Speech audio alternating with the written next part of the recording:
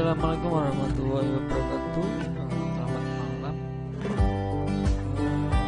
Lagi dalam perkuliahan online Universitas dengan mata kuliah sistem informasi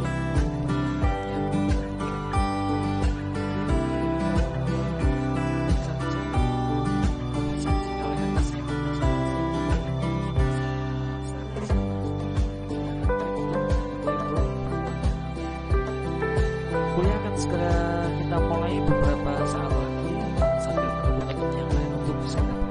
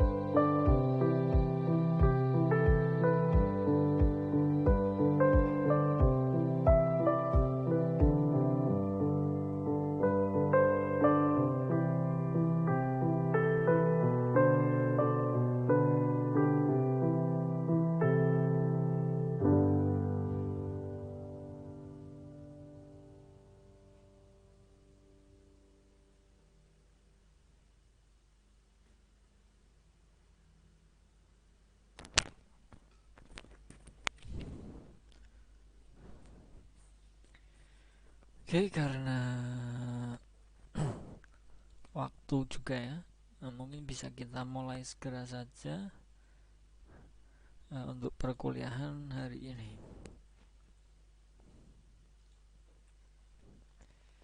Hari ini dengan pembahasan atau topik pembahasan kita, materi kita adalah statistik gangguan aspek jenis serangan ancaman dan lingkungan menjaga keamanan sistem informasi. Ini bentuk pertemuan yang ketiga ya. Mungkin langsung saja ya untuk yang lain segera bergabung.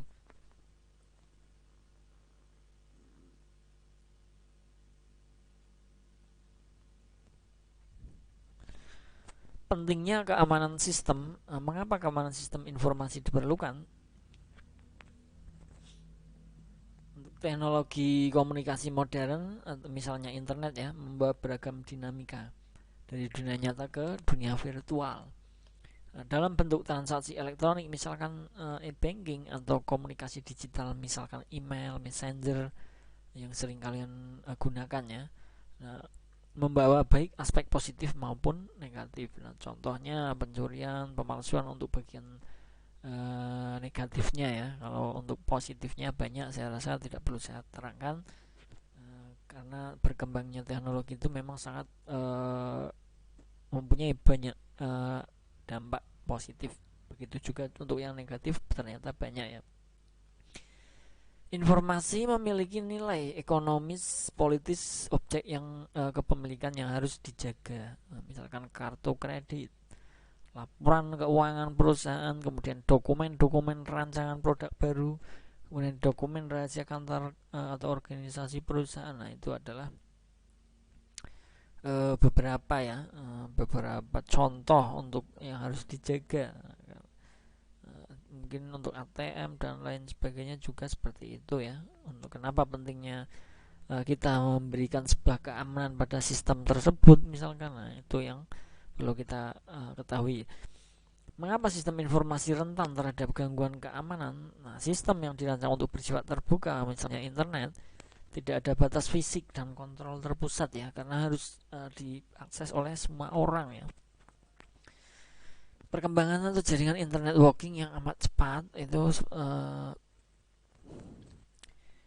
kenapa rentan ya? Karena itu bisa dikatakan terbuka, untuk sistem semuanya itu terbuka untuk dipakai oleh semua orang. Sikap dan pandangan pemakai, aspek keamanan belum banyak dimengerti, menempati keamanan sistem pada prioritas rendah. Ini mengenai dari sikap dan pandangannya ya. Terkadang orang dengan mudahnya membuat situs ataupun web di internet ya, kemudian bertransaksi di sana atau menjual online ataupun menyimpan data-data dari misalkan suatu instansi atau organisasi. Nah, di situ terkadang banyak yang belum terlalu mau mengindahkan untuk keamanan tersebut, belum terlalu dimengerti oleh semua yang menggunakannya. Kemudian keterampilan skill pengamanan kurang. Ini juga di administratornya, misalkan di suatu web organisasi ya, tentunya perlu diperlukan sebuah keamanan ya. Keamanan apa? Untuk database-nya misalkan. Nah, itu yang perlu diberikan suatu keamanan. Tidak hanya ingin kita membuat website kemudian kita mengupload semua data-data penting ke dalam database, akan tetapi tidak diberikan sebuah keamanan, itu sangat bahaya nantinya ya. Karena tahu sendiri ya, untuk hacker, cracker dan lain sebagainya itu selalu bekerja ya. Statistik gangguan keamanan sistem informasi ya, ada malware, worm. Ini bisa untuk contoh-contohnya ya, cloud computing, scarborough ransom, social network attack. Nah, ini adalah beberapa untuk statistiknya ya. Bisa kalian kalau masih penasaran juga silahkan ya tambahkan dengan referensi terkait mengenai statistik gangguan. Ini contohnya ya, misal yang sering main game misalkan, itu tentunya ada sebuah keamanannya di setiap software gamenya ya. Game ataupun yang lainnya itu semuanya pasti ada untuk keamanannya, untuk bagian sistemnya. Kalau tidak nanti akan rancau ya, rusak, kemudian tidak bisa digunakan ataupun data-datanya hilang atau ada penyelundupan data. Nah, itu yang ditakutkan seperti itu. Untuk statistik keamanan SI ini angka pasti sulit ditambah karena kendala bisnis, negatif publicity ya. Untuk 96 FBI National Computer, nah ini kejahatan komputer yang terdeteksi kurang dari 15% dan hanya 10% dari angka itu yang dilaporkan pada 96. Kemudian untuk di Inggris kejahatan komputer naik 200% ya. Ini dari masing-masing negara memang harus memberikan suatu keamanan dalam mengakses sebuah internet ya. Kemudian pada 97 kasus berhubungan dengan kejahatan komputer naik 950%. Nah, tidak bisa dibayangkan ya, ini sangat besar sekali, dan masuk di pengadilan naik sampai 88% untuk gangguan keamanan kejahatan di komputer. Jumlah keamanan vulnerabilities sistem informasi yang dilaporkan ke track meningkat 4 kali quadruple semenjak 98 sampai dengan tahun 2000 ya, dari 20 laporan per bulan menjadi 80 laporan per bulan. Nah, ini ternyata kejahatan di internet itu malah justru lebih lebih banyak ya, karena orang hanya menggunakan komputer, internet, kemudian kita bisa berbuat yang tidak diinginkan ya, misalkan di dalam suatu internet ya. Untuk 99 Computer Security Institute CSI FBI Computer Crime Survey menunjukkan beberapa statistik yang menarik. Nah, seperti misalnya ditunjukkan oleh bahwa disgruntled worker, orang dalam, merupakan potensi attack abuse gosi.com ya, kalau mau dilihat seperti itu.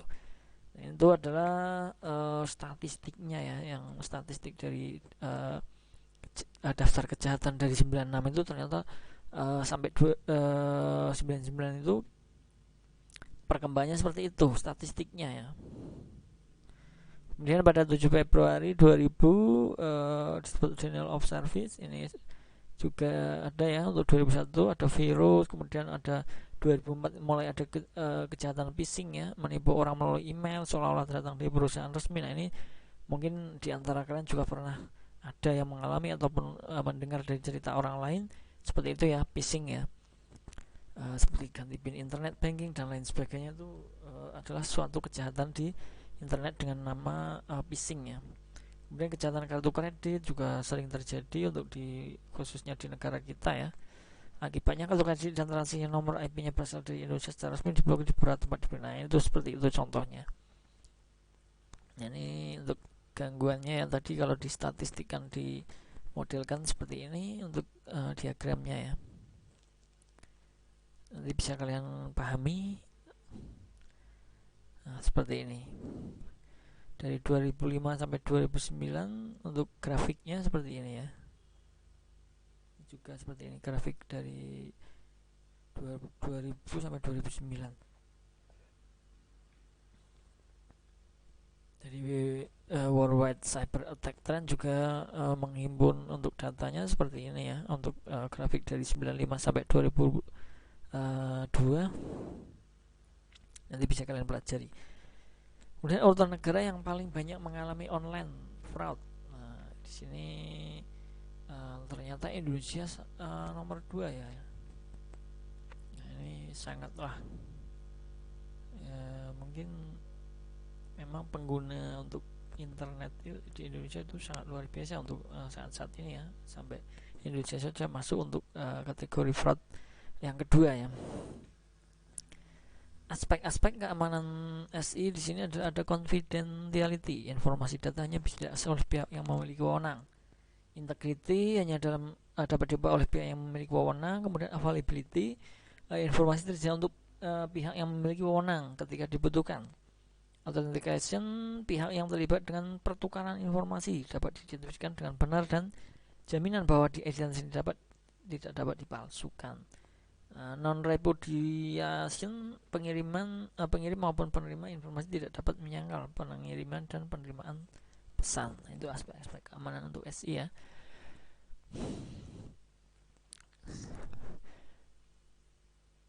Kemudian aspek-aspek ketidakamanan atau serangan ada interruption. Suatu aset dari suatu sistem diserang sehingga menjadi tidak tersedia atau tidak dapat dipakai oleh berwenang. Contohnya perusahaan modifikasi terhadap piranti keras atau saluran jaringannya, jadi nantinya tidak dapat digunakan lagi ya. Kemudian interception, suatu pihak yang tidak berwenang mendapatkan akses pada suatu aset tidak yang dimaksud bisa berupa orang, program atau sistem yang lain. Contohnya adalah penyadapan terhadap data dalam satu jaringan. Itu penyadapannya, nanti untuk datanya masih bisa digunakan, akan tetapi sudah disedot oleh pihak yang tidak berwenang. Kemudian modification, suatu pihak yang tidak berwenang dapat melakukan perubahan terhadap suatu aset. Contohnya adalah perubahan nilai pada file data, modifikasi program sehingga berjalan dengan tidak semestinya, dan modifikasi pesan yang sedang ditransmisikan dalam jaringan. Nah, ini bisa dikatakan ini adalah pengubahan data, manipulasi seperti itu ya. Kemudian fabrication, suatu pihak yang tidak berwenang menyisipkan objek palsu ke dalam sistem. Contohnya adalah pengiriman pesan palsu kepada orang lain, seperti hanya phishing tadi ya. Jadi mereka menambahkan pesan palsu ke dalam penerimanya, tetapi itu tidak dari sistem sebenarnya. Beberapa jenis serangan atau ancaman. Yang pertama ada serangan untuk mendapatkan akses, berusaha mendapatkan akses dari berbagai sumber daya komputer atau data informasi ya. Silakan untuk hak akses dalam sebuah database. Nah, itu berbahayanya seperti itu. Kemudian serangan untuk melakukan modifikasi, modification attack, didahului oleh usaha yang mendapatkan akses kemudian mengubah data informasi secara tidak sah.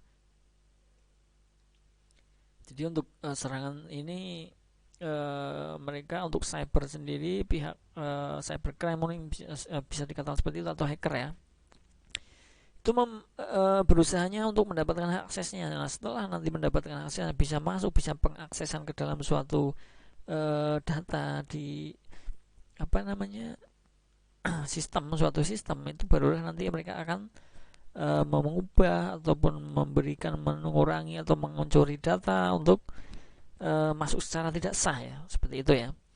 Dan serangan untuk menghambat penyediaan layanan, denial of service attack, menghambat penyediaan layanan dengan cara mengganggu jaringan. Nah, ini mereka menggunakan cara mungkin pengrusakan sebuah jaringan komputer ya. Nah, nanti mungkin bisa dicuri dengan datanya ataupun bagaimana itu. Setelah jaringan komputer mungkin down, nanti akan tidak bisa mengaksesnya untuk bagian sistemnya, kemudian barulah untuk dari penjahat tersebut akan mengambil atau merusak untuk data-data yang di sistemnya. Beberapa jenis serangan atau ancaman yang berikutnya adalah sniping, memanfaatkan metode broadcasting dalam membengkokkan aturan internet, buat network interface bekerja dalam Prometheus. Kemudian contoh-contoh sniper TCP dump, line sniper, mencegah efek negatif sniping, pendeteksian sniper lokal and remote, menggunakan kriptografi ya, SSL sebagai pengganti telnet. Nah, ini adalah untuk sniping. Kemudian ada spoofing, memperoleh akses dengan cara berpura-pura menjadi seseorang atau sesuatu yang memiliki akses yang valid. Spoofer mencoba mencari data dari user yang sah agar bisa masuk ke dalam sistemnya. Untuk yang dicari adalah user data adalah username dan password. Nanti setelah itu barulah akan mengakses untuk berbuat kejahatan di dalam sistem tersebut. Nah, pada saat ini penyerang sudah mendapatkan username dan password yang sah untuk bisa masuk ke server, seperti itu ya untuk spoofing. Dan main in the middle, membuat klien dan server sama-sama mengira bahwa mereka berkomunikasi dengan pihak yang semestinya. Klien mengira sedang berhubungan dengan server, demikian pula sebaliknya. Seperti itu ya, ternyata untuk main in the middle ini mereka menyerang klien dan servernya ya. Jadi seolah-olah kliennya itu sedang berkomunikasi dengan server, kemudian servernya pun ternyata mengira bahwa sedang berhubungan dengan kliennya, padahal sudah untuk datanya sudah dicegat sama main in the middle ini ya. Jadi mereka di main in the middle ini bisa mengubah ya. Misal klien mengirimkan A, dikirimkan ke server adalah B, kemudian server mungkin mengirim balik berbentuk C. Nah, kemudian si main the middle ini untuk penjahatnya dia mengirimkan ke kliennya adalah berbentuk D. Nah, itu yang berbahayanya seperti itu untuk main in the middle ya. Dan ada menebak password dilakukan secara sistematis dengan teknik brute force atau dictionary. Teknik brute force mencoba semua kemungkinan password. Teknik dictionary mencoba dengan koleksi kata-kata yang belum dipakai atau yang memiliki relasi dengan user yang ditebak, tanggal lahir, nama anak, dan sebagainya. Hal seperti ini juga terkadang ampuh juga ya, mungkin untuk bagi mereka yang sudah biasa untuk menjadi penjahat dalam cyber tersebut, bisa ya mendapatkan dengan hal ini atau menebak password tadi.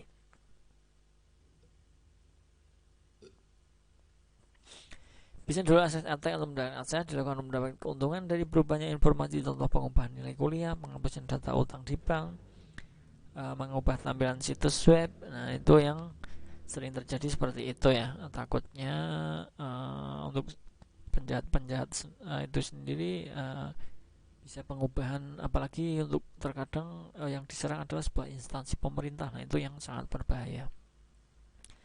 Berusaha mencegah memakai denial of service attack ya, memakai yang sah untuk mengakses sebuah sumber daya atau informasi.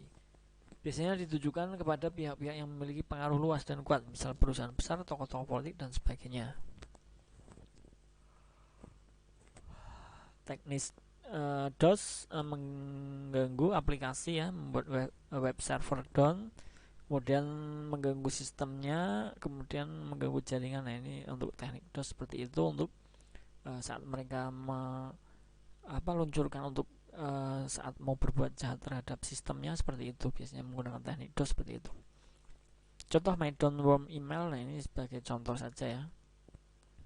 Ditemukan pertama kali 26 Januari 2004. Menginfeksi komputer yang diserangnya. Komputer yang terinfeksi diperintahkan untuk melakukan DOS ke www.sco.com tanggal 1 Februari 2004. Pada saat itu diperkirakan 20-30 total lalu lintas email di seluruh dunia disebabkan oleh pergerakan worm ini. Nah, penyebaran yang cepat disebabkan karena penyamaran yang baik, tidak terlihat berbahaya bagi user. Penyebaran terjadi saat jam kantor. Koleksi alamat email sasaran yang agresif selain mengambil dari address book di komputer korban, juga membuat alamat email sendiri. Nah, itu untuk dari contoh dari Worm email ya, itu sangat riskan juga ya, karena tidak sedikit ya untuk perusahaan-perusahaan besar itu memang sering juga menggunakan email ya untuk mengirim sebuah data ataupun yang lainnya. Itu terkadang mereka lebih simpel menggunakan email. Nah, tipologi lubang keamanan SI-nya seperti ini dari user sendiri ya. Di sini memasukkan passwordnya, user ID-nya, pin credit card, kemudian ke ISP, network sniper attack, nah kemudian baru ke internet baru ke websitenya, masuk ke website ya, seperti ini ya tipologinya. Kemudian untuk menjaga keamanan, situasi resiko keamanan, dari sini ada business risk, ada network, sistem, aplikasi, data dan informasi people ya, security, teknologi, security, keamanan. Ini ada situasi risiko keamanannya ya. Jadi security-nya ada di dalam seperti ini. Misalkan untuk bisnisnya, kemudian teknologi. Dengan adanya teknologi itu dari beberapa poin di sini ada network, sistem, aplikasi, data, informasi people, itu sendiri harus diberikan sebuah keamanan di dalam ini ya, suatu sistem ya. Dengan teknologi pada zaman sekarang yang semakin berkembang. Kemudian perspektif keamanan, strategi keamanan, preventif, deteksi, respon. Nah, seperti ini ya, preventif, deteksi, baru direspon. Preventif melindungi komputer atau informasi dari pengganggu dan kesalahan. Idealnya prosedur dan kebijakan keamanan dapat menutup kesempatan untuk diserang, tapi paling tidak meminimalisasi serangan yang berhasil. Untuk preventif. Kemudian untuk deteksi sendiri dapat mengukur kapan, bagaimana, dan oleh siapa aset dapat dirusak. Membutuhkan alat bantu yang rumit atau sekedar file log sederhana yang dapat dianalisa. Kemudian respon, membangun strategi dan teknik untuk menghadapi serangan atau kehilangan.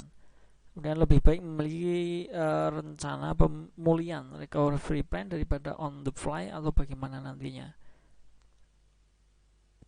Nah, ini mungkin seperti itu ya untuk masing-masing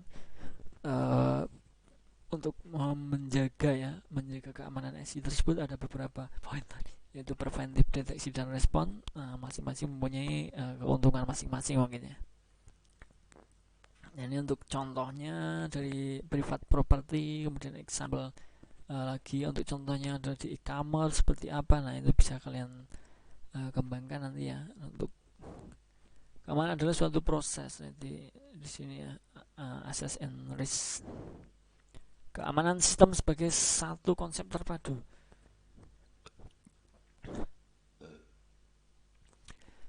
Keamanan sistem info data, kemudian aplikasi, sistem network. Nah, ini untuk keamanan sistem sebagai satu konsep terpadu ya. Beberapa keamanan sistem sebagai konsep terpadu di sini adalah yang pertama ada information security policies, kemudian information security architecture, dan seterusnya ya. Kemudian fokus utama keamanan SI-nya adalah 3 fokus utamanya, ada physical security, operational security, management solis, kemudian segitiga keamanannya seperti ini. Jadi nanti kalian kembangkan sendiri ya untuk poin-poin ini ya. Belum saya sempat jelaskan semua karena waktu ya.